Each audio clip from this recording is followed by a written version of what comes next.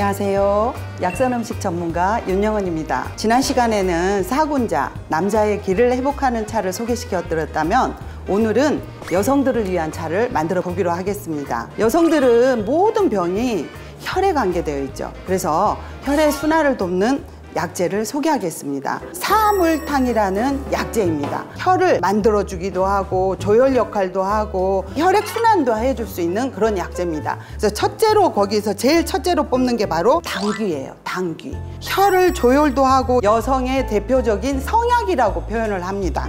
그 다음에 청궁. 우리 몸에는 정기, 신혈이 있는데 기와 혈을 잡아주는 게 바로 청궁이지요. 그 다음에 여기는 백작약이에요. 백작약은 모든 약재들이 조금씩의 그 역할을 하지만 특히 생리통에는 너무 좋은 것 같아요. 그래서 좀 어린 학생들이 제일 고민하는 게 바로 생리통이더라고요. 청궁하고 당귀가 약냄새가 많이 나는데 이 백작약 그닥이 안 나서 저는 많이들 이렇게 권해. 백작약과 대추와 생강 조금 넣고 이렇게 끓이면은 생리통에 좋은 그런 약재가 될 것이다 라고 여러분들한테 권하고 싶습니다. 그 다음에 생지황을 구중구포한 숙지황이라는 약재예요. 숙지황. 이 숙지황은 앉았다 일어나면 어지러워 이런 거 있잖아요. 그런 거에도 아주 좋고 흰머리를 검게도 만들어준다고 해요. 저는 오늘 사물탕과 쌍화탕을 만들어서 약밥을 만들 생각이에요. 이 약밥을 만들 때는 약간의 숙지황의 까만색이 캐러멜을 대신할 수 있는 색깔이어서 너무 좋아요. 그 다음에 이 두 가지 약재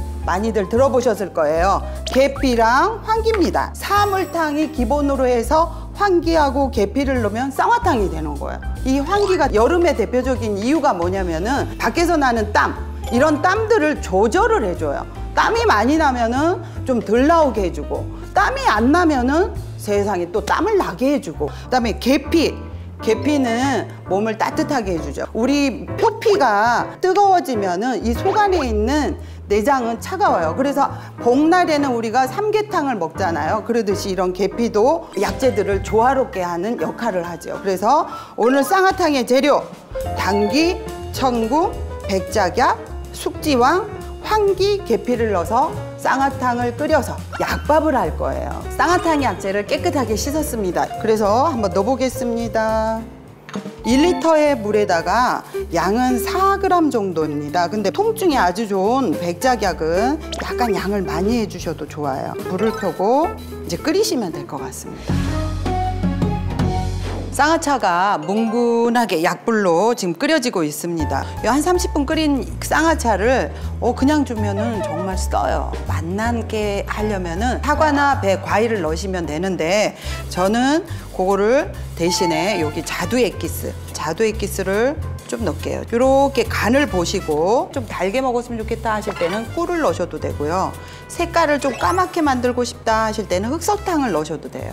쌍화차를 꿀과 그다음에 액기스를 넣어서 이렇게 했습니다. 한 가지 포인트가 있어요. 저만의 팁이죠. 너무 달달한 것보다 소금 정말 조금 한 꼬집을 여기다 이렇게 넣으시면은 맛 좋은 쌍화탕이 됩니다. 그래서 많이 넣으시지 말고 딱 한 꼬집, 요만큼 한 꼬집. 그래서 따라 보겠습니다.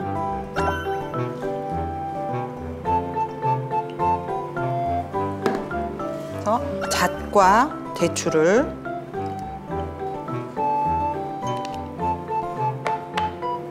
띄워서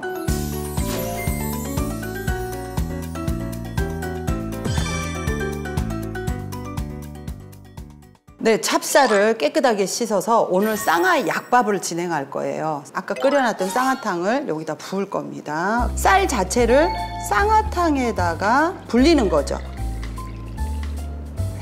그래서 여름에는 1시간, 2시간 정도, 겨울에는 서너 시간 정도 불리셔야지 천천히 불어지겠죠. 그리고 여기에 들어가는 재료들은 밤, 대추, 잣, 은행, 호박씨인데 일부에서 보여드렸던 연자육이 들어갈 거예요. 불린 찹쌀을 쌍화탕을 걸려 내주셔야 돼요. 이 물에다가 흑설탕 3분의 2컵을 이게 잘 녹아야지 맛있어요. 안 그러면은 사각사각 지금 소리 들리시죠? 이 사각사각 소리가 안 들려야 됩니다. 그리고 여기다가 간을 할 거예요. 간장 2 테이블스푼 2개. 벌써 아까 사각사각 했던 소리가 안 들리죠? 네, 된 거예요. 쌍화탕에 양념을 한 거죠. 우리가 옛날식으로 하면은 뭐 쌀을 쪄서 뭐 어떻게 이렇게 기나긴 여정을 거쳐야 되는데 잠깐이면 할 수 있게 그냥 밥통을 이용해서 하는 거예요. 그래서 쌀을 넣고요. 밥 넣고 대추 넣고 연자육을 그대로 약간 불렸어요.